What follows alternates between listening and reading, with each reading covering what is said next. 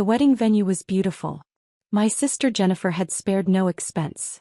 The Ashford estate was one of those historic properties that charged $20,000 just for the privilege of holding your event there, and that didn't include catering, flowers, or any of the other elements that turned a simple ceremony into a production. The gardens were immaculate, white roses everywhere, string quartet playing softly in the background. It was exactly the kind of wedding Jennifer had always wanted. I was sitting at table 7, which should have told me everything I needed to know about my place in the family hierarchy. Not at the head table with immediate family, not even at table 1 with the honored guests. Table 7 near the back with my cousin Marcus, who everyone avoided because he talked too much about cryptocurrency, and my Aunt Helen, who'd been divorced 3 times and liked to tell people about each marriage in excruciating detail. Sarah. My mother materialized beside me, looking resplendent in a mother-of-the-bride dress that probably cost more than most people's monthly rent. Patricia Williams had always known how to make an entrance. There you are. We've been looking for you. Jennifer wants all the family together for photos. I'll be right there, Mom. And please try to smile naturally. You always look so stiff in photos. She glanced at my dress, a simple navy blue sheath that I'd bought off the rack at Nordstrom. That's what you're wearing? Yes. It's very plain. I told you this was a formal wedding. Jennifer specifically requested that everyone dress up.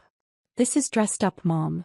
She sighed, the kind of sigh that conveyed deep disappointment without actually saying the words. Well, come on then. And maybe borrow some jewelry from someone?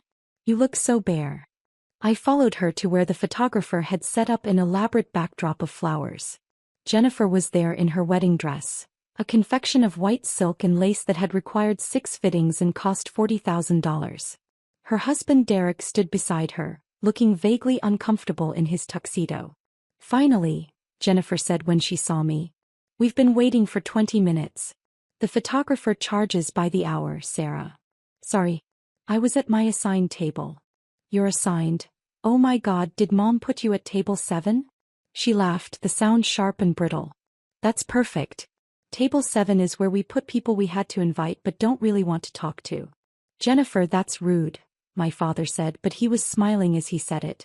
Thomas Williams had never been good at actually disciplining his golden child. I'm just being honest, Daddy. Jennifer positioned herself in the center of the family group, making sure she was the focal point. Hey, everyone smile. Look happy. This is costing a fortune.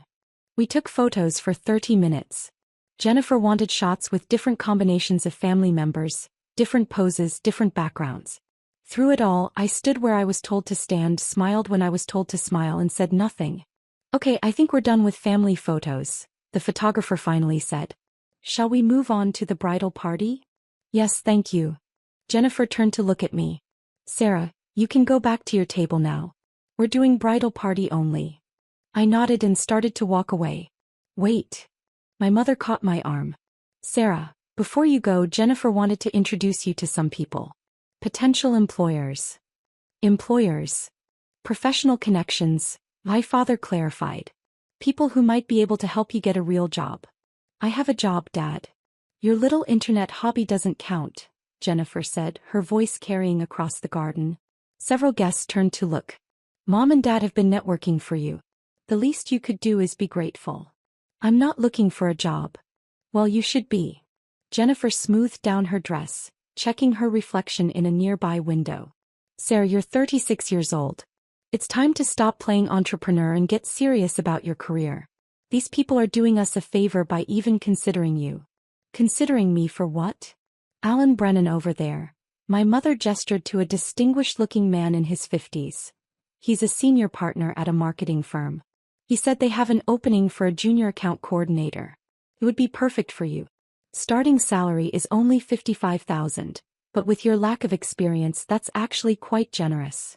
Junior account coordinator, I repeated. Everyone has to start somewhere, my father said firmly. You've wasted 15 years playing around with websites. It's time to get real work experience. Alan is willing to interview you as a favor to us. And Margaret Chin, the woman in the green dress, she owns a PR boutique. She said she might have an entry-level position opening up in a few months.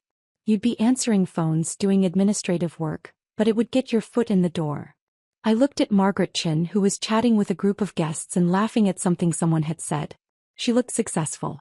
Confident. Like she'd built something real.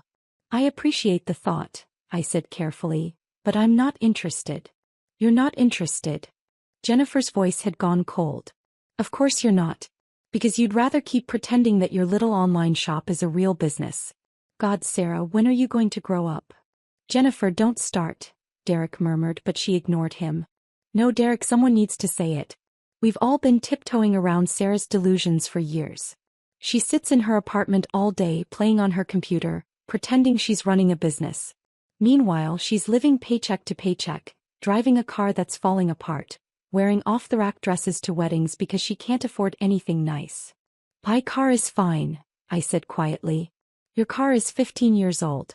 It's an embarrassment. And your apartment? When was the last time anyone visited you there? Right, never. Because you're too ashamed to have anyone see how you're actually living. I'm not ashamed of my apartment.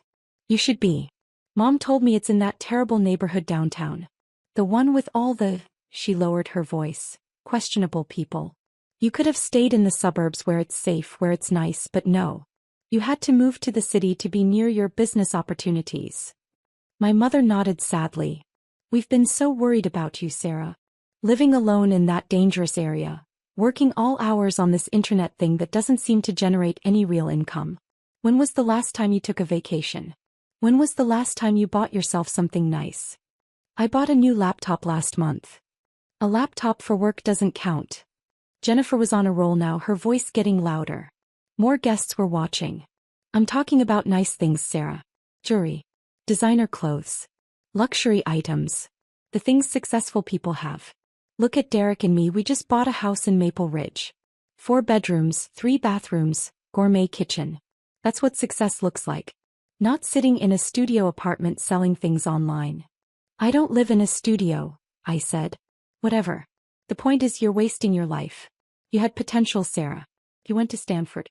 You could have done something real with that degree. But instead you dropped out after 2 years to pursue this ridiculous business idea.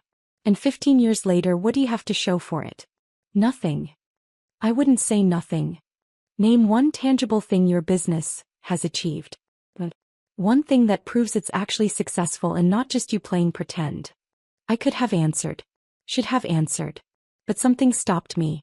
The same thing that had been stopping me for 15 years. The desire to see how far they'd push it. How cruel they'd be willing to get. I'm happy with what I've built, I said simply. Jennifer laughed, a harsh sound. Happy. That's what unsuccessful people say when they've given up on actually achieving anything. I'm happy. Well, congratulations on your happiness, Sarah. I hope it keeps you warm in that studio apartment when you're 60 and still haven't accomplished anything with your life. Jennifer, that's enough, Derek said more firmly this time. It's not enough. Someone needs to give her a reality check. Jennifer turned to address the growing crowd of guests who'd stopped their conversations to watch our family drama unfold. My sister Sarah, everyone. She's a cautionary tale. Proof that intelligence doesn't guarantee success. She went to one of the best universities in the country and dropped out to sell things on the internet. 15 years later, she's broke, alone, and still pretending she's a businesswoman. I'm not broke, I said quietly. Really? Then why are you wearing a $200 dress to my wedding? Why are you driving a car from 2009? Why couldn't you afford to stay here at the venue like the rest of the family? Mom said you booked a motel 10 miles away because you couldn't afford the room rates. I prefer the motel. Of course you do. Just like you prefer your ancient car and your cheap apartment and your off-the-rack clothes. Sarah prefers everything that costs less because Sarah doesn't have any money. My father cleared his throat.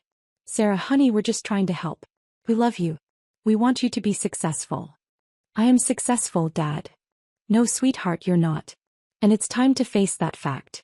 This internet business of yours. What do you even sell? Pet supplies? Kitchen gadgets? It's all very vague whenever anyone asks. I run a software company. Jennifer snorted. A software company? Please. You sell products through a website. That's not a software company. That's called being a middleman on the internet. I develop software solutions for e-commerce businesses. Which no one has ever heard of. Name one client. One major client that proves your company is legitimate. I could have named 20. Could have rattled off a list that would have made her jaw drop. But I just smiled and said nothing. See? Jennifer gestured to me triumphantly. She can't name anyone. Because there's no one. There's no real company. There's just Sarah sitting in her apartment, doing who knows what on her computer, pretending she's a tech entrepreneur. The tech industry is very competitive, my mother added, her voice sympathetic. Sarah tried, but she just doesn't have what it takes. And that's okay. Not everyone can be a success story. The important thing is that she learns from this experience and moves on to something more realistic. Which is why we set up these job interviews, my father said. Sarah, please. Talk to Alan and Margaret. Let them help you. It's not too late to start a real career. You're only 36. You could still have a successful professional life if you just let go of this fantasy. It's not a fantasy, I said. Then prove it. Jennifer was almost shouting now. Prove you're actually successful. Show US bank statements. Show us contracts with real clients. Show us anything that proves you're not just a failure who's too stubborn to admit it. The garden had gone completely silent. Even the string quartet had stopped playing. Every single wedding guest was staring at us now, watching the family meltdown with fascinated horror. Derek put his hand on Jennifer's arm.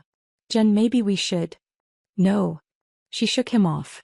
I'm tired of pretending everything is fine. I'm tired of making excuses for her to our friends. Oh, Sarah couldn't make it to dinner because she's working.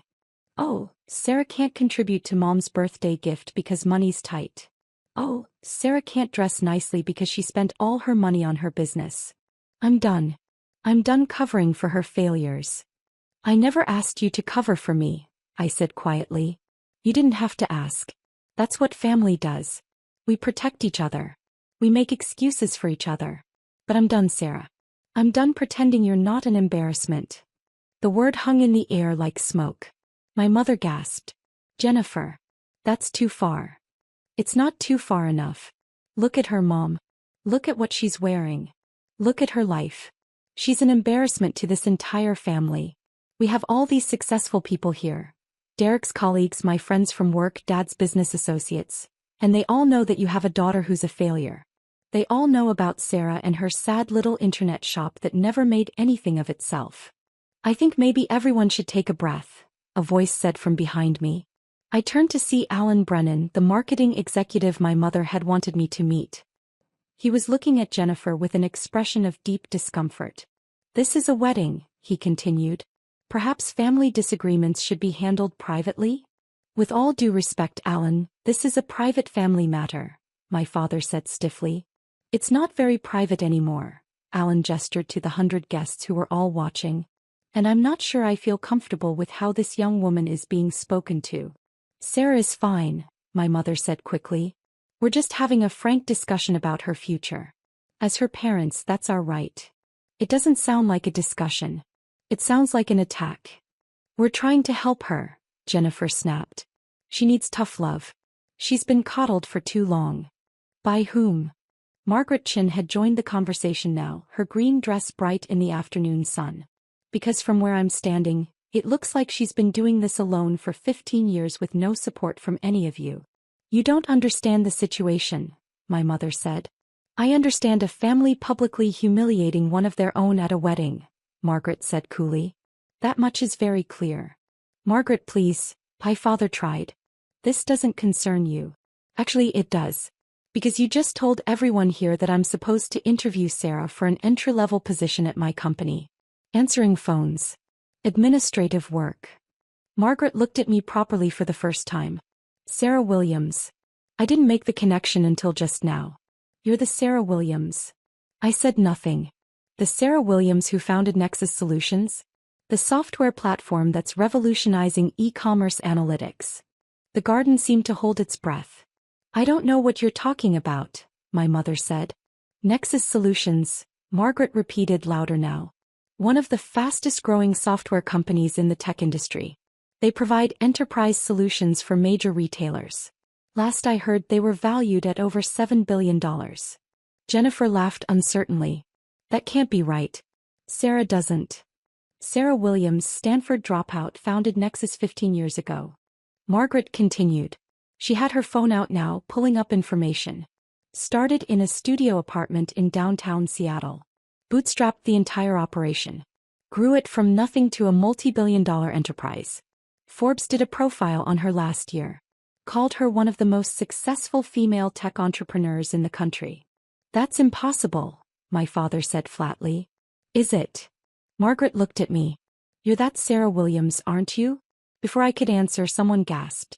I turned to see several guests looking at their phones, then at me, then at their phones again. Oh my God, someone said. Turn on the TV. The venue had a large television mounted in the bar area, usually kept off during events. But someone had turned it on and it was tuned to CNBC, the financial news network that covered major market movements and corporate developments. The screen showed a breaking news banner. Major tech acquisition announced. And below that, in smaller text, Nexus Solutions valued at $7.2 billion in pending acquisition deal. The reporter was speaking. Stunning development in the tech world today. Nexus Solutions, the enterprise software company founded by tech entrepreneur Sarah Williams, has announced it's being acquired by Amazon for $7.2 billion in cash and stock. This represents one of the largest tech acquisitions of the year. Williams, who founded Nexus 15 years ago and has maintained a remarkably low profile despite her company's success, will reportedly remain as CEO of the division post-acquisition.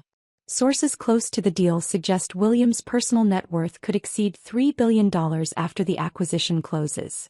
The reporter continued talking, but I couldn't hear over the sound of my mother's sharp intake of breath. Every single person in the garden was staring at me now. Not with contempt or pity. With shock. With awe.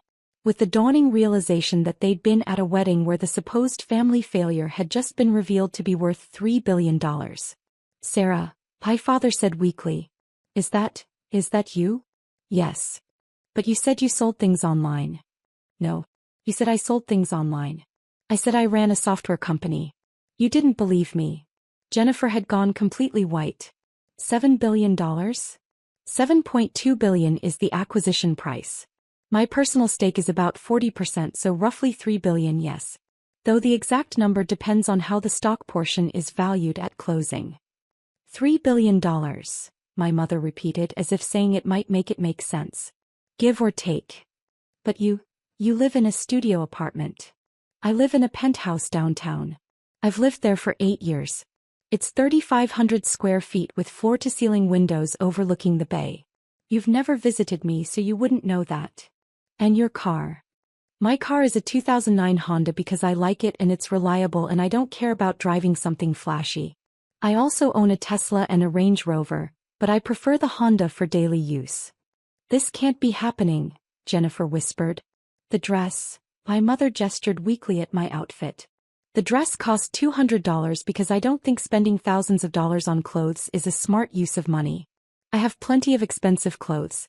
I just don't enjoy wearing them. Alan Brennan cleared his throat. So, I'm guessing you're not interested in that junior account coordinator position? No, but thank you for the offer. Margaret Chin was smiling now, a genuine smile. And I'm guessing you won't be answering phones at my PR boutique? Probably not. Good. Because that would have been a terrible waste of your talents. She extended her hand. It's an honor to meet you, Ms. Williams. I've been following Nexus Solutions for years. What you've built is extraordinary. I shook her hand. Thank you. I appreciate that. The television was still going, now showing a photo of me from the Forbes article Margaret had mentioned. It was a professional headshot taken in my office with the Seattle skyline behind me. I was smiling in the photo, looking confident and successful and nothing like the failure my family had been describing. In a rare interview last year, the reporter was saying, Williams discussed her philosophy of staying out of the public eye despite her massive success. I don't need the attention, she said. I just want to build good software and solve real problems for clients. Everything else is noise. The reporter continued. Nexus Solutions currently employs over 3,000 people across 12 offices worldwide. The company's software platform is used by major retailers including Walmart, Target and Home Depot, as well as countless smaller e-commerce businesses. Industry analysts suggest the Amazon acquisition could value Nexus technology at an even higher premium once integration is complete. Derek had his phone out, scrolling frantically. It's true. It's all true. Sarah Williams, founder and CEO of Nexus Solutions. Stanford dropout who built one of the most successful enterprise software companies in the industry. There are articles going back years. How did we not know about this?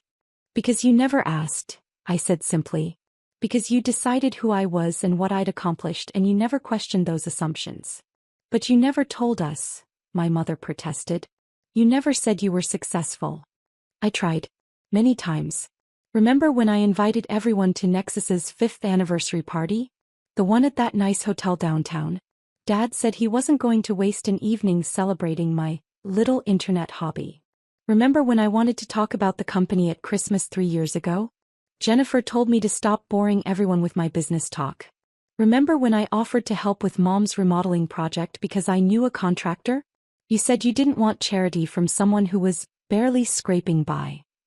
My father's face had gone gray. We assumed. You assumed I was a failure.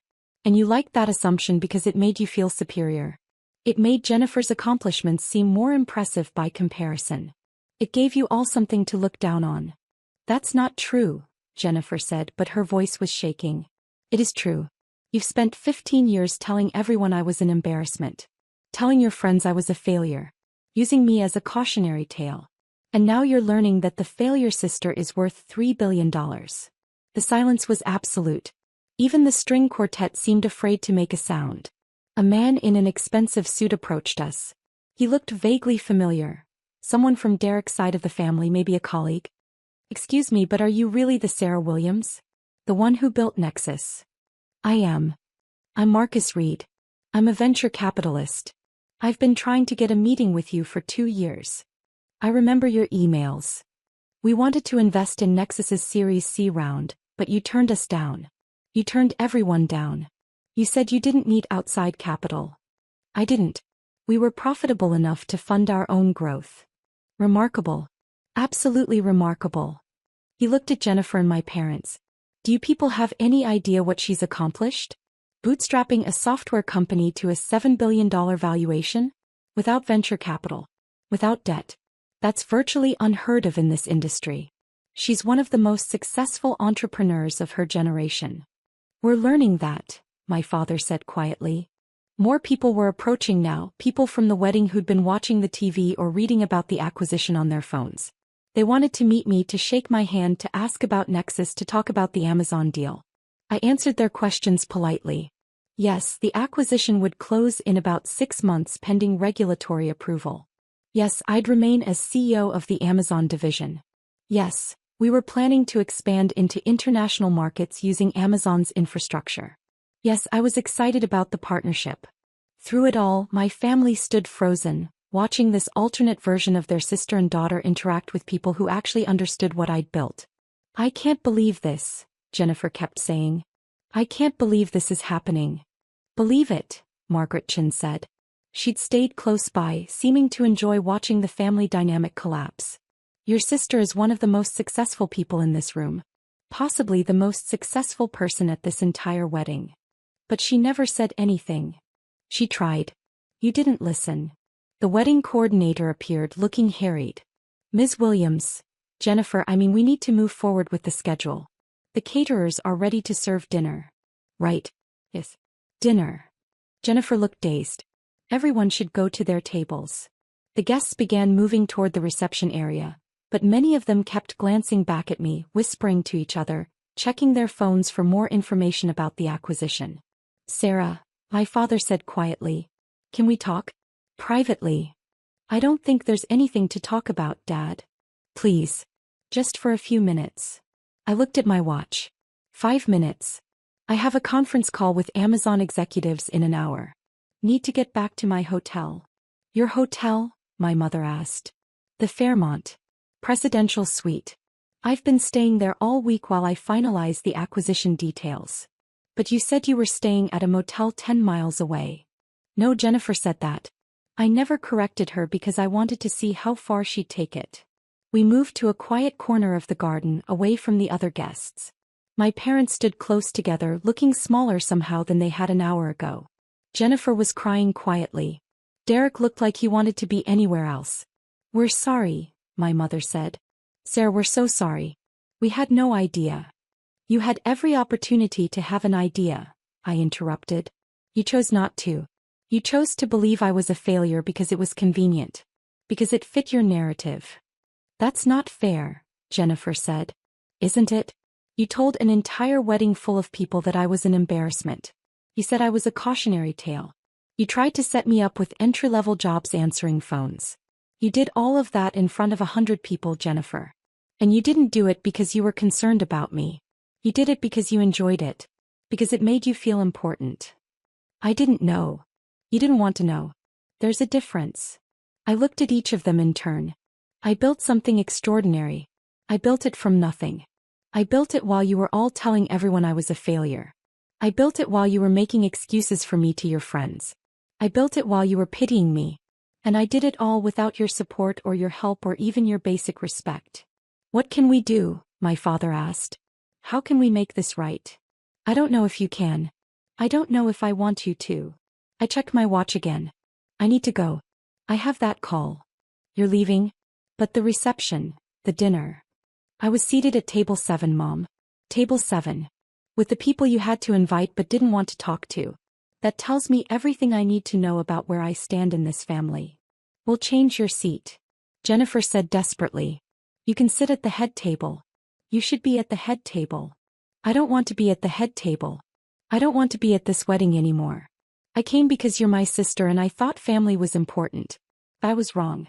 You've all made it very clear over the years that I'm not really part of this family. That I'm an embarrassment you tolerate." "That's not true," my mother protested. "It is true. And now you're upset because your embarrassment turns out to be a billionaire. Because your failure daughter is more successful than you ever imagined. Because you have to face the fact that you've been wrong about me for 15 years. I started walking toward the parking lot. "Sarah, wait." Jennifer called after me. "Please don't go. This is my wedding." I turned back one last time. "It's a beautiful wedding, Jennifer. The venue is perfect. The flowers are gorgeous. The food will be excellent, I'm sure. You got everything you wanted." "Except my sister," she whispered. "You never wanted your sister. You wanted someone to look down on. Congratulations, you had that for 15 years. But it's over now." I walked to my car, my 15-year-old Honda that I loved, and drove away from the Ashford estate. In my rearview mirror I could see my family standing in the parking lot watching me go. My phone buzzed with texts as I drove. My mother, my father, Jennifer, all of them wanting to talk, to explain, to apologize. I didn't respond. Instead I called my assistant. "Hey Amanda. Can you push the Amazon call back by 30 minutes? Thanks. Also, I need you to schedule a meeting with our PR team tomorrow morning. The acquisition announcement has gotten more attention than we expected. We need to prepare a proper media strategy." "Already done, boss. The requests for interviews are flooding in. Everyone wants to talk to you.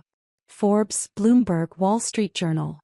Tell them I'll consider interview requests after the acquisition closes. Until then, we're keeping our heads down and focusing on the integration planning." "Got it. Anything else?" "No. Thank you, Amanda." I hung up and drove through the city, toward my hotel, toward my conference call with Amazon executives, toward my $3 billion future. My phone kept buzzing. More texts. Then voicemails. Then emails. My family wanted to talk. Wanted to apologize. Wanted to understand. But I didn't owe them anything. Not my time, not my forgiveness, not my explanation. I'd spent 15 years building something extraordinary while they told everyone I was a failure. I'd done it without their support, their belief, their encouragement. I'd done it alone. And now they knew. The whole world knew. The bride's embarrassment sister was actually worth $3 billion. The family failure had built an empire. The look on Jennifer's face when the news broadcast started, that moment of dawning realization, was worth more than any apology they could offer now. Because that moment was truth. Pure, undeniable truth. They'd been wrong.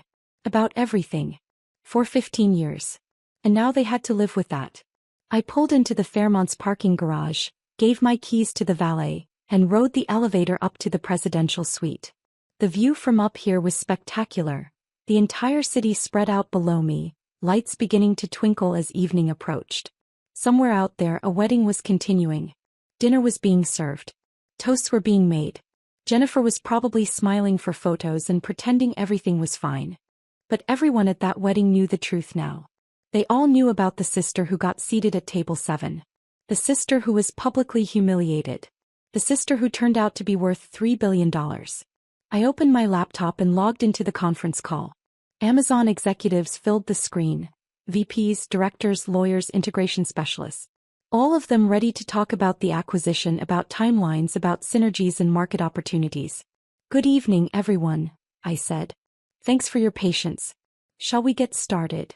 And we did. Because that's what success actually looks like.